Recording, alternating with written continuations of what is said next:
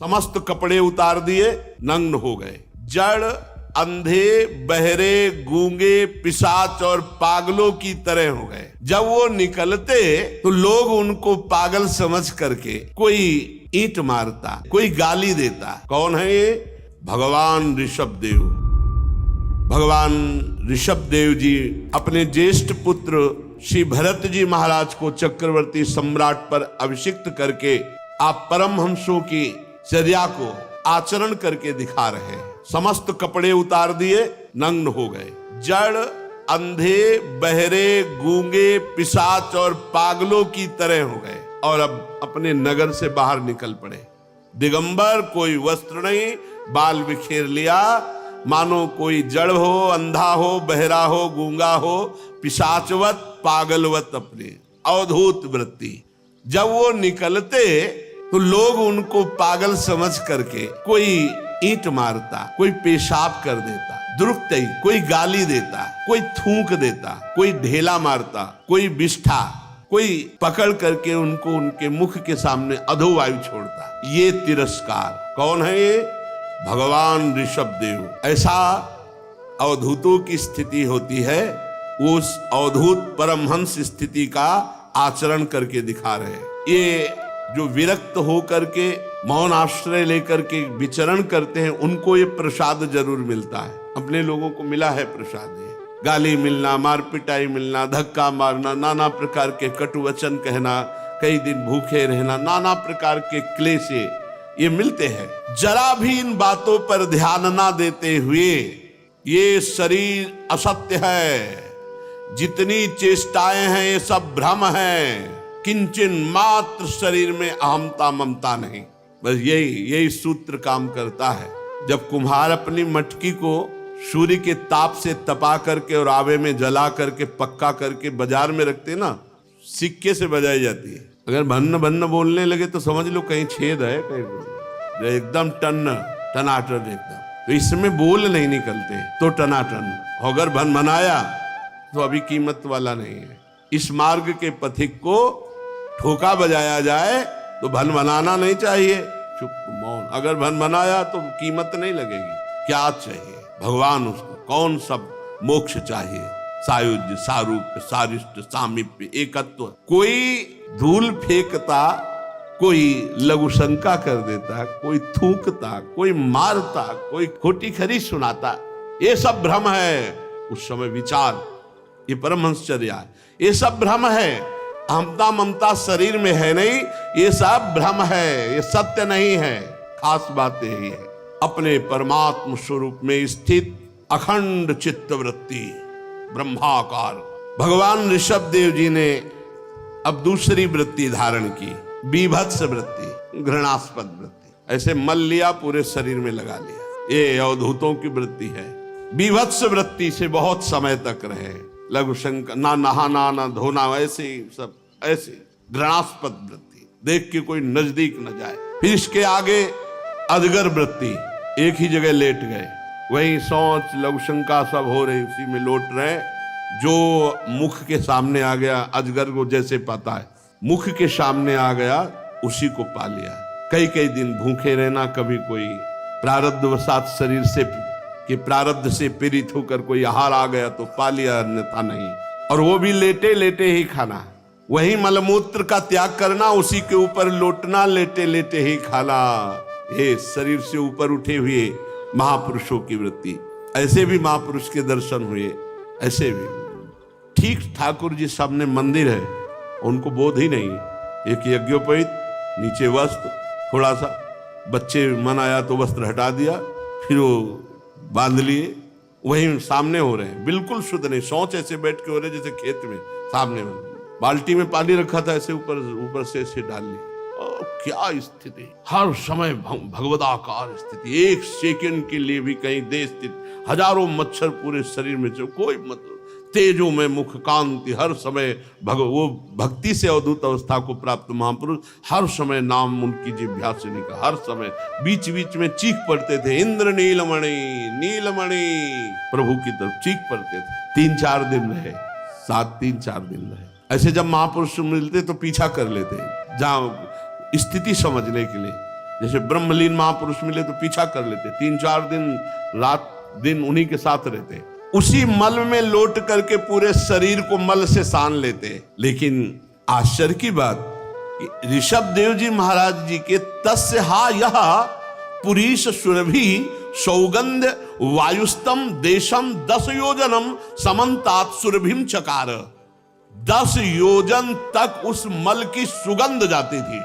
भगवान ऋषभ देव जी के मल से बड़ी सुगंध निकलती, जो 10 योजन, 1 योजन का मतलब 4 कोस, तो 10 योजन का मतलब 40 है नहीं, 40 कोस, 4 से 12 120, 120 किलोमीटर खुशबू जाती थी। भगवान है ना। और आचार्यों की जैसे परमहंस, अवधूत, बीभत्स, अजगर, इन आचार्यों की, महापुरुषों की वो आचरण वृत्ति करके दिखा रहे हैं। गौ मृग काकादि वृत्तियों को स्वीकार किया है। जैसे काफी समय तक धर्म सम्राट करपात्री जी ने केवल हाथ से जल पीना, हाथ में ही भोजन, हाथ में ही पाल। एक सन्यासी जी को देखा था हाथ पीछे बांध ली। अब जैसे गौ वृत्ति, तो गौ के हाथ तो नहीं होते ना, तो मुंह में ऐसे जो पानी पिया गंगा जी में ऐसे पशु की तरह, और ऐसे पत्तल में भोजन रख दिया सान के, तो जो मुंह, गौ वृत्ति, मृग वृत्ति, काक वृत्ति, बड़े कठोर गंगा किनारे एक से एक महापुरुषों के दर्शन हुए। जब ये लगता कि हम ऐसे घूम रहे तपस्या में जीवन, तो जब उनकी तपस्याएं देखते थे लगता कुछ नहीं है, हम जवान हैं, ये वयोवृद्ध हैं, कितनी कठोर तपस्या। तब और वैराग्य बढ़ता। परमहंसों को त्याग के आदर्श की शिक्षा देने के लिए मोक्षाधिपति भगवान ऋषभदेव ने कई तरह के योगाचर्यों का आचरण किया। वे निरंतर सर्वश्रेष्ठ महान आनंद का अनुभव करते रहते थे। उनकी दृष्टि में निरुपाधिक रूप से संपूर्ण प्राणियों की आत्मा अपने आत्मस्वरूप भगवान वासुदेव से किसी प्रकार का भेद नहीं रह गया था। अभेद स्थिति, भगवत स्वरूप, यहीं जाकर सारे पुरुषार्थ पूर्ण होते हैं। भगवत स्वरूप में भगवान ऋषभदेव जी के पास हाथ जोड़कर सारी सिद्धियां खड़ी हो गई।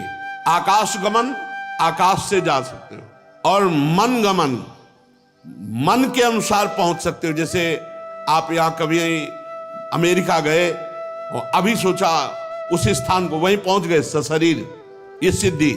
अंतर ध्यान हो जाना, दूसरे के शरीर में प्रवेश कर जाना, लाखों करोड़ों कोस दूर की बात को देख लेना, सुन लेना, ये सब सिद्धियां आकर के हाथ जोड़कर खड़ी हो गई। पर भगवान ऋषभदेव जी ने एक भी सिद्धि स्वीकार नहीं की। राजा परीक्षित ने पूछा, भगवान, योग रूपी वायु से प्रज्वलित हुई ज्ञानाग्नि से जिनके राग आदि कर्म दग्ध हो गए थे, यदि उनको ये अणिमादिक सिद्धियां कर प्राप्त हुई तो उन्होंने स्वीकार क्यों नहीं किया? क्योंकि वो तो ब्रह्म स्वरूप में स्थित थे, उनका सिद्धियां क्या बिगाड़ सकती थी? फिर ऋषभ भगवान ने इन सिद्धियों को क्यों स्वीकार नहीं किया? बहुत ध्यान देने का विषय। लोग इसी को सिद्धि मान लेते हैं भगवत मार्ग की। ये तो 5, 6, 7 सिद्धियों की बात वर्णन की, प्रधान 28 सिद्धियां हैं, और फिर सैकड़ों सिद्धियां हैं, और फिर करोड़ों सिद्धियां हैं। श्री राधा किंकरी नाम लुठत चरणयो रद्भुता सिद्धि कोटि, करोड़ों सिद्धियां राधा दासियों के चरणों में लौटती रहती, लेकिन वो स्वीकार नहीं करते। भगवान ऋषभदेव जी ने सिद्धियां क्यों नहीं स्वीकार की? उन सिद्धियों को स्वीकार नहीं किया जाता।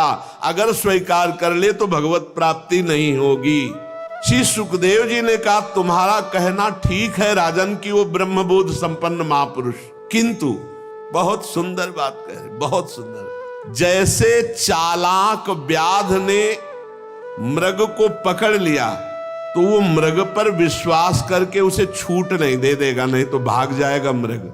ऐसे ही मन पर कभी विश्वास नहीं किया, मन का भरोसा कभी योगी न कर ले, नहीं तो कभी भी वो गिरा सकता है। चंचल मन कभी किसी का मित्र नहीं हो सकता। औरों की तो बात जाने दो, देवाधिदेव महादेव भगवान के मोहिनी रूप में आसक्त हो गए थे, और चिरकाल का संचित तप जब क्षीण हुआ तब होश आया। उसी से ये सप्तम धातु, अष्टम धातु ये प्रकट हुई। बहुत बढ़िया श्री सुखदेव जी महाराज उत्तर। पहले जैसे चालाक व्याध पकड़े हुए हिरन पर कभी विश्वास नहीं करता, ऐसे ही योगी को कभी अपने मन पर विश्वास नहीं करना चाहिए। जैसे व्यभिचारिणी स्त्री चाहे जितना विश्वास दिलाए, कभी विश्वास नहीं मानना चाहिए। जो कई पुरुषों से संबंध रखती है वो विश्वास दिलाकर बध करा देगी। ऐसे ही ये बुद्धि, ये मन, इन पर कभी विश्वास न दे। अगर विश्वास करेगा तो फांस लिया जाएगा, मारा जाएगा, बंध जाएगा। काम, क्रोध, मद, लोभ, मोह, भय, कोई भी बुद्धिमान पुरुष कभी इन पर विश्वास नहीं कर सकता। भगवान का अवतार ऋषभदेव जी ये शिक्षा देने के लिए कि भगवत प्राप्ति के लिए, ब्रह्मबोध के लिए, ब्रह्मबोध स्वरूप महापुरुष, भगवत प्राप्त महापुरुष भी इन सिद्धियों को स्वीकार ना करे। तुम्हारे मन की बात जानना, दूर के दृश्य को देख लेना, अंतर ध्यान हो जाना, ये सिद्धियां नहीं स्वीकार करते। ना ब्रह्मबोध संपन्न महापुरुष, ना भगवत प्रेमी जन। ये सिद्धियां जो स्वीकार कर ले, छोटी मोटी सिद्धियों की बात क्या, अनिमादिक सिद्धियां भी नहीं स्वीकार करते। अब ऋषभदेव भगवान योगी को देह त्याग की विधि सिखाने के लिए अपने शरीर को छोड़ना चाहा। अपने को परमात्मा में अभिन्न देखते हुए, देहाभिमान से मुक्त हुए, लिंग देह को लय करके एक पत्थर का टुकड़ा मुंह में डाला। अब न खाना है, न पीना है और न बोलना है। पत्थर का टुकड़ा मुख में डाला, बड़ा विचित्र ढंग से शरीर छोड़ा। उन्मत्त, दिगंबर, और एक वन में घुस गए जहां बांसों की रगड़ से आग लगी हुई थी। धधकती हुई वन की आग में लाल लाल लपटें उठ रही थी। उसी में भगवान ऋषभदेव जी ने अपने शरीर को झोंक दिया। मुख में पत्थर का टुकड़ा, दिगंबर, और दावाग्नि में अपने शरीर को भस्म कर दिया। अंतिम समय ये ऐसे शरीर को पूरा किया। बड़ा विचित्र भगवान ऋषभदेव जी का ये अवधूतों की जो आखिरी स्थिति होती है, अंतिम स्थिति का। महाराज श्री सुखदेव जी परीक्षित जी से कहते हैं कि जब कलयुग में अधर्म की वृद्धि होगी तो कोंक, वेंक और कुटक देश का मंदमती राजा अरहत वहां के लोगों से ऋषभदेव जी के आश्रमातीत आचरण का वृत्तांत सुनकर वो स्वधर्म का परित्याग करके पाखंड का प्रचार करने लगा। भाई ऋषभदेव जी भगवान की तो स्थिति थी, अब वो उनका नाटक करने लगा तो नाटक तो पापाचरण हो गया, पाखंड हो गया। उससे कलयुग में जो मोहित लोग हैं वे शास्त्र विहित शौच और आचार को छोड़ देंगे। अधर्म बहुल कलयुग में बुद्धिहीन हो जाने के कारण स्नान न करना, आचमन न करना, जूठे मुंह रहना, अशुद्ध रहना, भगवान के भाव का तिरस्कार करना, श्री विग्रह की पूजा आदि का, पाखंड धर्मों को मानने वाले लोग मनमानी ढंग से आचरण करने लगेंगे। वो भगवान की और ब्रह्म ऋषियों की निंदा करने वाले होंगे। इसी से अवैदिक स्वेच्छागत प्रवृत्ति में अंध परंपरा से विश्वास रखने वाले लोगों की बहुतायत हो जाएगी और ये सब नरक को प्राप्त होंगे, घोर नरक में गिरेंगे। स्वयमेव प्रपतंती मत्स्य अंधे, ये बुद्धि के अंधे जन शास्त्र विरुद्ध आचरण करके नरक में पड़ेंगे। कलयुग का प्रभाव, जूठे मुंह नहीं रहना चाहिए, कभी भी आचमन करके पवित्र रहना चाहिए, नहीं तो बुद्धि भ्रष्ट हो जाएगी। कल किसी ने प्रश्न किया था एकांतिक में कलयुग का, तो कहां कलयुग है? आप कभी शराब मत पीजिए, पर स्त्री गमन मत कीजिए, पर पुरुष गमन मत कीजिए, आप कभी किसी की चोरी मत कीजिए, आप मांस मत खाइए, आप झूठ मत बोलिए, आप पवित्र रहिए। कलयुग समयुग आन नहीं, जो नर कर विश्वास। कलयुग के समान कौन सा युग है? जय हो कलयुग की। ऐसा महान युग है जो 10-10 हजार वर्ष तपस्या करने से 24 घंटे नाम कीर्तन से प्राप्त हो जाए। वैसे तो त्रिकाल स्नान का आदेश है शास्त्र में, पर 2 बार स्नान तो करना चाहिए। 3 बार स्नान गुरु कृपा से पूरा जीवन होता जा रहा है। 3 बार स्नान यहाँ इस समय जल्दी हो जाता है। गंगा किनारे एक 9 बजे होता था और एक 3 और 4 के बीच में होता था। 3 बार स्नान पूरा जीवन होता जा रहा है, तो 2 बार तो स्नान करना चाहिए। वैसे त्रिकाल स्नान करना, इससे बहुत, आप देखो जितना शरीर पवित्र रखोगे उतने आपके विचार पवित्र होंगे।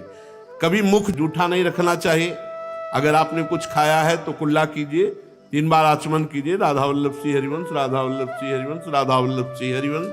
कपड़े अशुद्ध नहीं होने चाहिए। अब जो जिसमें शौच हुए हो उसी में बैठ के लोग शंका हो रहे हो तुम्हारे सारे कपड़े अशुद्ध हो गए कि नहीं हो गए। अब उसी में रसोई जाओगे, पूरा रसोई अशुद्ध, सब अशुद्ध। पवित्रता भगवान की तरफ ले जाती है, अपवित्रता भोगों की तरफ ले जाती है। लोग कलयुग में प्राय ऐसे ही होंगे। भगवान का ये अवतार मोक्ष मार्ग की शिक्षा देने वाले परमहंसों के लिए हुआ। अहो जन्म रहित भगवान ऋषभ देव के मार्ग पर कोई दूसरा योगी मन से भी कैसे चल सकता है? क्योंकि योगी लोग जिन योग सिद्धियों के लिए लालायित होकर निरंतर प्रयत्न करते रहते हैं, सब सिद्धियां भगवान के ऋषभ देव जी के पास आई, एक भी सिद्धि स्वीकार नहीं की। संपूर्ण वेद लोक देवता ब्राह्मण और गौओं के परम गुरु भगवान ऋषभ देव जी का ये पावन चरित्र मैंने तुम्हें सुनाया। हे राजन, जो मनुष्य भगवान ऋषभ देव जी का ये चरित्र सुनेगा उसके पाप नष्ट हो जाएंगे। जो एकाग्र चित्त से श्रद्धा पूर्वक इसे सुनाएगा या सुनेगा उसकी भगवान श्री कृष्ण वासुदेव में अनन्य भक्ति हो जाएगी। संसार में तरह तरह के पाप होते रहते हैं, सांसारिक तापों से जीव तप रहे हैं। धन्य है वो जो भगवान की कथा रूपी सरिता में गोते लगाते रहते हैं, उनके पाप ताप सब नष्ट हो जाते हैं। भगवान श्री कृष्ण पांडव लोगों के यदुवंशियों के रक्षक, गुरु, इष्ट देव, सुहृद, कुलपति थे। यहां तक कि अपने भक्तों के कभी कभी आज्ञाकारी सेवक भी बन जाते थे। भगवान अपने भक्तों के कार्य करने के लिए दास भी बन जाते हैं, भक्तों के दास बन जाते हैं। तो जब कोई भगवान की आराधना करता है तो भगवान भोग दे देते हैं, रिद्धियां सिद्धियां दे देते हैं, यहां तक कि मोक्ष दे देते हैं, पर अपना प्रेम नहीं देते। प्रेम बड़ा कठिन है, भगवत प्रेम।